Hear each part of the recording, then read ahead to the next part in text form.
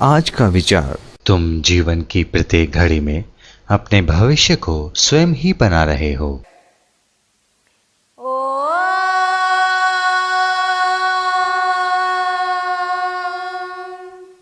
मृत्युः पदं योपयन्तो यदैता द्राघीय आयुः प्रतरं दधानः आप्यायमानः प्रजया धनेन शुद्धा पूता भवत यज्ञासः। ओम शांति शांति शांति।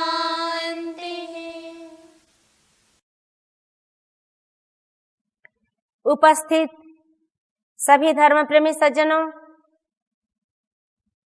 अब हम आप सब के सामने ऋग्वेद का इस मंत्र का विचार प्रस्तुत करेंगे।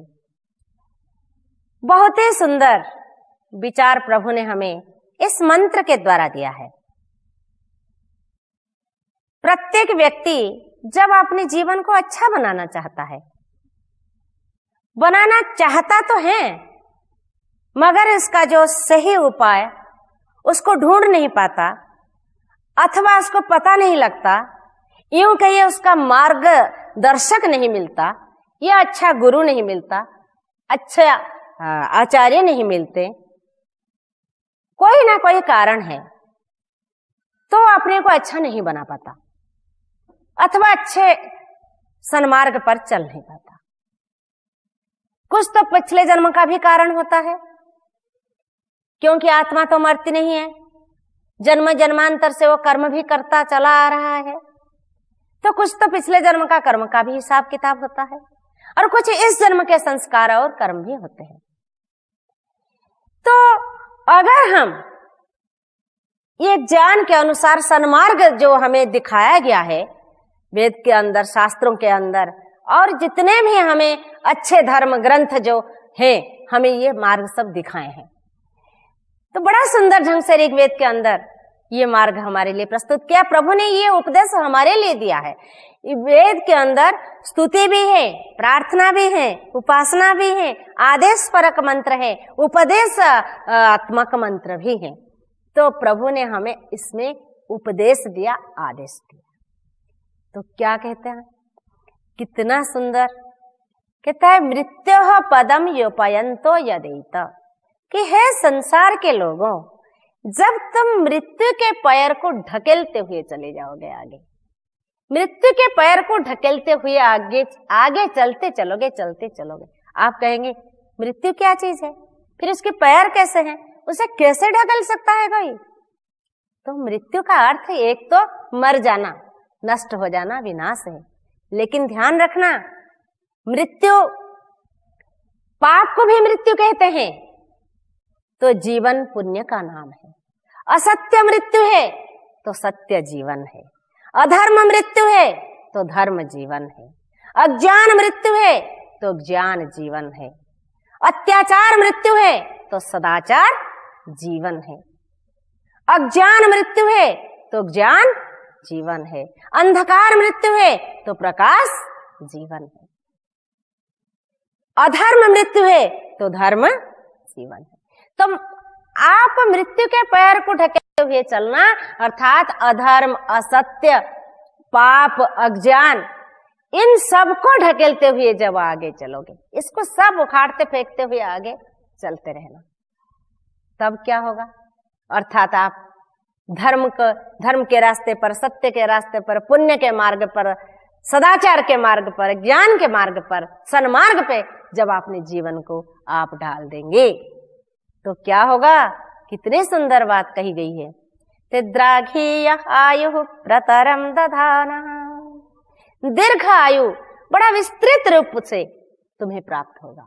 जो व्यक्ति धार्मिक होगा, सदाचारी होगा, ज्ञानवान होगा, परोपकारी होगा, तो उसको दीर्घ आयु मिलेगा और दीर्घ आयु ऐसा ही आयु नहीं, एक स्वस्थ सुंदर जीवन प्राप्त होगा।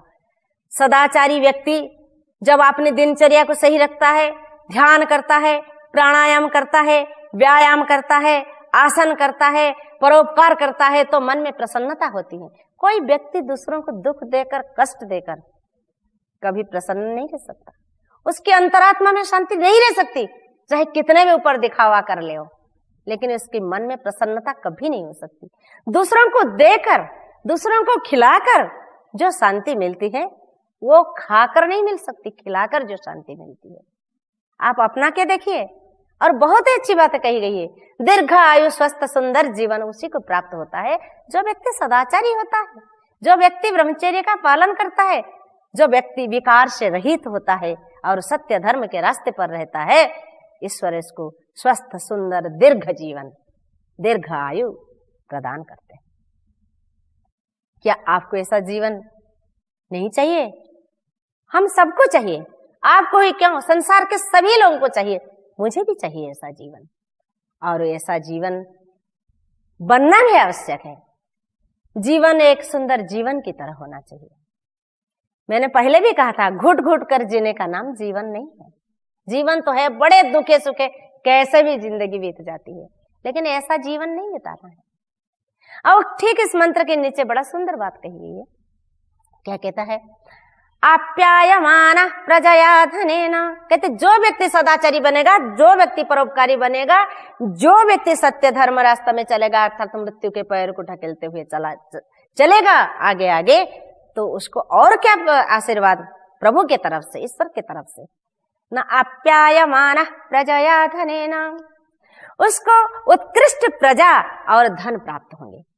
प्रजा शब्द का अर्थ, राजा के लिए तो प्रजा उसके तमाम राज्य के लोग होते हैं, और गृहस्थी माता पिता के लिए प्रजा उसके संतान होते हैं, उसके पुत्र पुत्रियां होते हैं। गुरु और आचार्यों के लिए उनके प्रजा उनके शिष्य होते हैं। तो जो व्यक्ति ऐसे सदाचारी और सन्मार्ग पर चलता है, मृत्यु के पैर को ढकेलते हुए चलता है, उसको प्रभु क्या करता है ना, अच्छे प्रजा देता है, अच्छे संतान देता है। जो व्यक्ति सचमुच सदाचारी और महान बनता है, उसके पुत्र पुत्रियों को भी भगवान अच्छे, भगवान क्या, वो माता पिता क्या ओर से संस्कार मिलता है और भगवान भी आशीर्वाद देता है। तो उसके जो प्रजा था संतान पुत्र पुत्रियां होंगे वो महान होंगे। ऐसे पुत्र पुत्रियां, वो राष्ट्र भक्त होंगे, वो ईश्वर भक्त होंगे, वो माता पिता भक्त होंगे, वो गुरु भक्त होंगे। ऐसा प्रजा उनको नहीं मिलेगा। ऐसे आज की तरह जैसे बनते चले जा रहे हैं, गलत रास्ते पर चल रहे हैं, आज ना राष्ट्र भक्त बनते, ना ईश्वर भक्त बनते, ना माता पिता भक्त बनते, ऐसे बच्चे उन्हें नहीं मिलेगा, ऐसे प्रजा उनको नहीं मिलेगी। तो कहते प्रजा आप्यायमाना प्रजया धनेन, और धन भी उनको प्राप्त होगा, ऐश्वर्य भी प्राप्त होगा, लेकिन कैसा धन? इनको शुद्ध धन मिलेगा। कमाई तो सभी कर लेते हैं, लेकिन शुद्ध कमाई होना चाहिए, पवित्र धन होना चाहिए, धन भी पवित्र होना चाहिए। जैसे हम कहते हैं मन पवित्र होना चाहिए, ऐसे धन भी पवित्र होना चाहिए। गलत तरीके से कमाना धन पवित्र धन नहीं होता। जो रिश्वत लेता है वो गलत धन है। जो बिना परिश्रम करके धन किसी से ले लेता है या झूठ बोल के ले लेता है, गलत तरीके से कमाता है, वो शुद्ध धन नहीं है। भगवान ने ऐसे धन के लिए नहीं कहा, उनने कहा धन मिलेगा लेकिन सद धन मिलेगा, जिस धन से, कहता है ना, धन जब मिलता है व्यक्ति क्या करता है? धनात् धर्मः ततः सुखम। धन से व्यक्ति धर्म करता है, और जो व्यक्ति धर्म करता है उसको सुख प्राप्त हो जाता है। चाणक्य ने तो इसलिए कहा था कि अगर आप सुख चाहते हैं तो सुख का मूल क्या है? सुखस्य मूलम धर्म। सुख का मूल तो धर्म है। तो इसलिए ऐसा धन मिलेगा जिससे व्यक्ति धर्म करे, जिससे परोपकार करे। आप्यायमाना प्रजया धनेन शुद्धा पूता भवत यज्ञासः। इसके लिए हे संसार के लोगों, इतना बड़ा वरदान तुम्हें मिलेगा, इतना बड़ा आशीर्वाद तुम्हें प्रभु की ओर से मिलेगा। इसके लिए शुद्धा पूता, तुम पहले अपने अंतरात्मा को शुद्ध करो, पूता पवित्र करो, हृदय को महान बनाना, विशाल बनाना। कहता है ना, संध्या में मंत्र आता है, मह पुनात हृदय, हमारी हृदय विशाल हो, हमारी संकीर्ण हृदय ना हो। संकीर्ण हृदय में व्यक्ति किसी को स्थान नहीं दे सकता। जैसे कहते ना, खुला दिल होना चाहिए, बड़ा दिल होना चाहिए, विशाल मन होना चाहिए, जिससे हम सबको स्थान दे सकें। इतना बड़ा विशाल हृदय हमें भगवान दे। तो कहता है इसलिए पवित्र, भू पुनातु शिरसि भुवः पुनातु नेत्रयोः, हम पवित्रता के लिए प्रार्थना करते हैं। तो कहते हैं कि हे संसार के लोगों, तुम पवित्र बनो, शुद्धा पूता। केवल इतना ही नहीं, भवत यज्ञासः, तुम याज्ञिक बनो, यज्ञ करने वाला बनो। तुम्हारा जीवन यज्ञ। यज्ञ क्या होता है? यज्ञ उसका नाम है कि देव पूजा दान संगतिकरण का नाम यज्ञ है। अपने जीवन में देव पूजा दान संगतिकरण करो और याज्ञिक बनो। जैसे यज्ञ संसार का कल्याण करता है, ऐसे तुम भी दूसरे के लिए कल्याणकारी बनो, तुम भी संसार का भला करो। जब ऐसे करोगे तो क्या होगा? तुम्हारा जीवन जो है महान हो जाएगा। समस्त सुख और आनंद प्रभु तुम्हें दे देगा। लेकिन लोग घबराते हैं, कहते मृत्यु के पैर को ढकेलना कोई इतना आसान है? आसान हो जाएगा जब हम उस प्रभु से संबंध को जोड़ेंगे, जब हम उस पर विश्वास रखेंगे और उसके कही हुई बातें पर हम चलेंगे। उन्होंने ये भी कहा है, वेद के अंदर ये भी आया है, अहिमा भू, तुम सांप जैसे टेढ़े चाल वाला मत बनो। हमें अपने जीवन में सन्मार्ग और सीधे मार्ग को चुनना पड़ेगा। छली कपटी व्यक्ति को आनंद नहीं मिल सकता। आज संसार में छल कपट, दुराचार, व्यभिचार, भ्रष्टाचार बहुत अधिक है। हम उसमें डूबे हुए हैं और प्रभु को कैसे प्राप्त कर सकते हैं? आनंद को कैसे प्राप्त कर सकते हैं? सत्संग का उद्देश्य क्या है? जीवन में शांति तो मिले। व्यक्ति इतना कर्म करता है, आखिर अंत में चाहता क्या है? सुख शांति का जीवन ही तो चाहता है। और उसके लिए हमें महापुरुष, वेद, शास्त्र, दर्शनकार सभी ये मार्ग को बताए हैं। और हमारा जीवन जब इस मार्ग पर चलेगा तो सचमुच हम उस परम आनंद को प्राप्त कर लेंगे और अपने जीवन को धन्य बना लेंगे। कहा है कि अगर आप अपने मन को प्रसन्न रखना चाहते हैं और ईश्वर की ओर ले जाना चाहिए तो संसार में तुम्हारा व्यवहार कैसा होना चाहिए। बड़े सुंदर ढंग से ऋषि ने इसको समझाया हमें। और केवल योगी के लिए नहीं, ये तो सभी लोग भी कर सकते हैं और अगर इसको करेंगे तो वो योगी बन भी सकते हैं।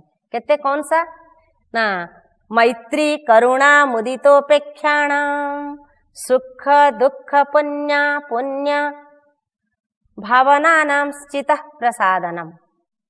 कहते हैं मैत्री करुणा मुदितोपेक्षाणाम। अगर कोई सुखी व्यक्ति को हम देखते हैं तो उससे हमारे अंदर से जलन की भावना पैदा नहीं होनी चाहिए, हमें उससे मित्रता कर लेनी चाहिए सुखी व्यक्ति के साथ। कहते हैं और दुखी व्यक्ति को देखेंगे तो दुखी व्यक्ति को देख के तो तुरंत उसके प्रति करुणा करनी चाहिए, दया करनी चाहिए, उसके दुख को अपना उसके दुख के साथ बटाना चाहिए, अपने दुख दर्द को अपने साथ। मैत्री करुणा मुदितोपेक्षाणाम। और मुदित होना चाहिए किसको देखकर? ना कोई साधु संत विद्वान ज्ञानी को देखें तो क्या करना चाहिए, कैसा व्यवहार? ना मुदित, प्रसन्न हो जाना चाहिए, उनके चरण के पास बैठकर ज्ञान प्राप्त करना चाहिए, उनसे मार्गदर्शन लेना चाहिए, प्रसन्न आनंद हो जाना चाहिए। तो कहते हैं और अगर पापी और दुष्ट व्यक्ति कोई आ गया सामने और उसके साथ कैसे व्यवहार करना चाहिए? तो कहते हैं उपेक्षा। उसके साथ ना कोई संबंध जोड़ो, ना उसके प्रति कोई घृणा की भावना रखो, तटस्थ रहो। जो व्यक्ति ऐसा करता है, सुखी के साथ मित्रता, दुखी के प्रति दया और साधु संत सज्जनों को देख के प्रसन्न चित्त और गलत और पापियों के व्यक्तियों के साथ तटस्थ रहना, तो ऐसे व्यवहार अगर हम संसार में करना सीख ले, जैसे ऋषि ने बताया, अपना जीवन धन्य हो जाएगा और हम मृत्यु के पैर को ढकेलते हुए होने में समर्थ हो पाएंगे। तो आज के लिए इतना। ओम शांति शांति शांति।